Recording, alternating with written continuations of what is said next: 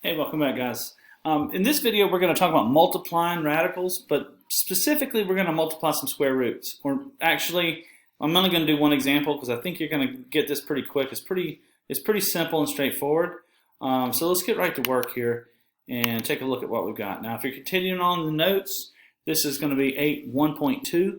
We're talking about multiplying radicals, specifically square roots. Now, the reason I say it's pretty straightforward and simple is if you look, it almost happens with the same property we had a minute ago. This is exactly the same property. This is, hey, if I've got the square root of a times b, I can separate it, remember? Well, the separated form is multiplying radicals. So what you see is you just simply multiply the insides together, or what the radicands, we'll point that out in another video. I should have probably done that first, but we'll get to it. So you multiply these things inside, which are called the radicands, together. And it's exactly the same property. Now, I've made an example down here a little bit more complicated because I put some other numbers in because frequently you'll see them like that.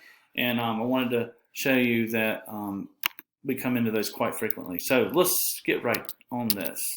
Now, if you multiply these two things together, we know by commutativity of multiplication here, we can rearrange this. In other words, I could rewrite this as 3 times 4 times root 10 times root 15. And that's just rearranging things by the commutative property. All right, now, that becomes, let's see, that will give me, 12? 3 times 4 we know is 12. And then if I multiply the insides together by this property, that gives me 150, right? So I've really got 12 root 150. Okay, so I need to simplify this root 150, and I think what I'm going to do there is just use a factor tree. So, oh, that's my last example. I didn't clear it out. All right, so let's go to the factor tree here and take care of that 150. So the job we're trying to do all together is simplify 12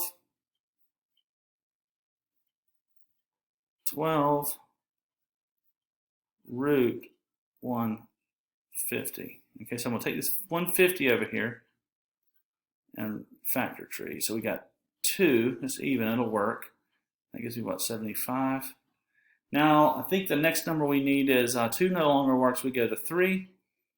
And we get 3 and 25. And then 5 and 5. So the only thing in here is that 5. So he'll come out. Now, I'm going to be careful with this. 12's already out there. 5's going to sort of join the party like that. And that leaves that 2 and that 3 inside there. So I'm going to put that in just so you can kind of see this. I'll illustrate the way this works.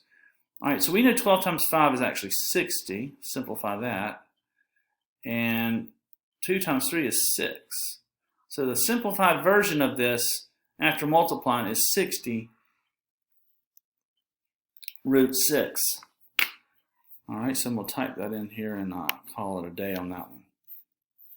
So actually, this is equal to 60 root 6. And I hope that was helpful for you. And I think next we're going to do some division of these radicals. I'll see you in the next video.